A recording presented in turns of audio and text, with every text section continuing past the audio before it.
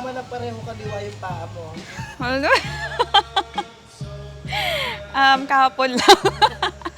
Nung nag-start kami mag-practice ni groom ng dance.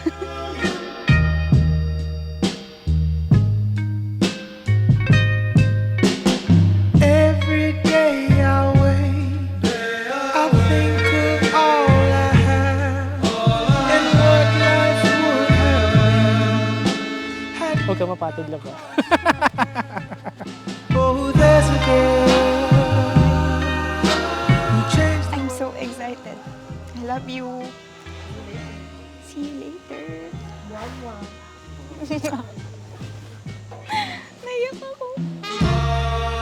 Oh, I'm so glad that I found that I have you here. Hindi nilok ko lang ano ko. Lower. Yes. Congratulations, Ian and Jean! Enjoy tonight! I promise to be a better man. I promise not to be perfect, but to be a godly man, a godly husband, a godly father to our family. See you later, my love. Bye-bye. Oh, there's a girl who's changed the world for one man. Congratulations, Ian and Jean! Ciao. Yes, It's not just a word. so glad, It's someone na pinapakita mo talaga through your actions. And na kahit na mahirap and hindi maganda yung sitwasyon, pinipili mo pa din yung isang bagay or isang tao. I now pronounce you husband and wife. Ian, you may now kiss your bride. Today is a very special day, and it is the day your mom and I enter into a covenant before God. But today is also special because I want to make a commitment to you.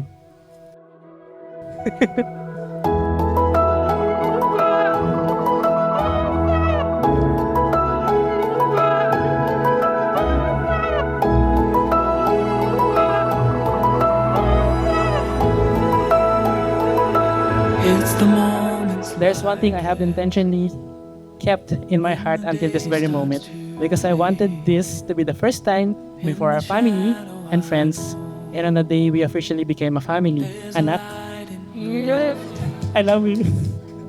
You're my path through the mist. You're the song in my mind. You're a tide that keeps pulling me in and holding me close, keeping me here in the light. 'Cause there's nothing that I would. Let's pray. Dear Heavenly Father, this is it. Ito na po malapit na yung oras na lang ang iniintay namin at maging isa na kaming puso, Lord God, sa harapan mo at sa harap ng mga tao.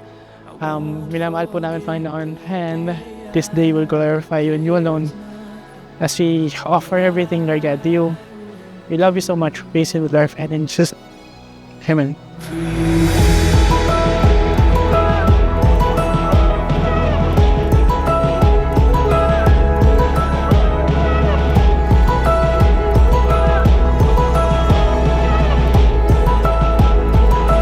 Look, the moment is now. You and I in the center, where eternity slows down, like the color of memory.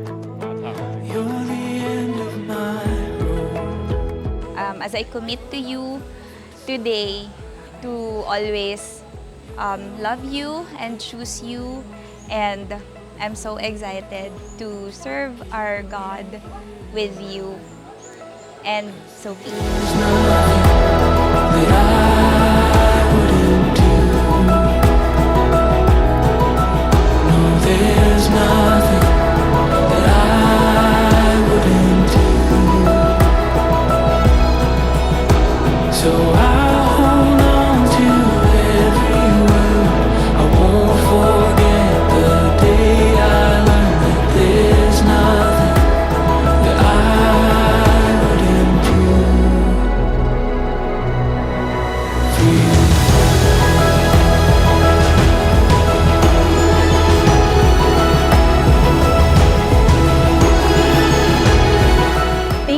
her, being patient with her, listening to her random stories, spending time with her, and making her feel safe.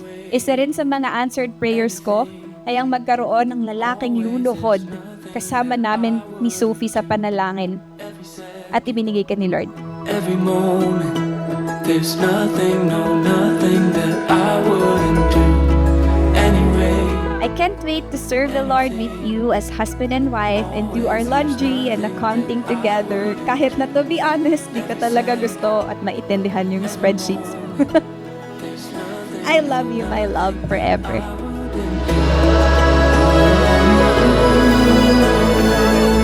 Commitment. Can everyone say commitment? Commitment.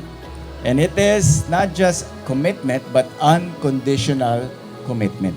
Love is a choice. Love is a decision. It is an act of your will.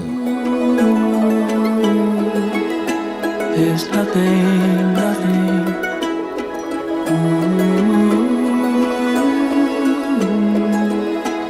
There's nothing that I wouldn't do.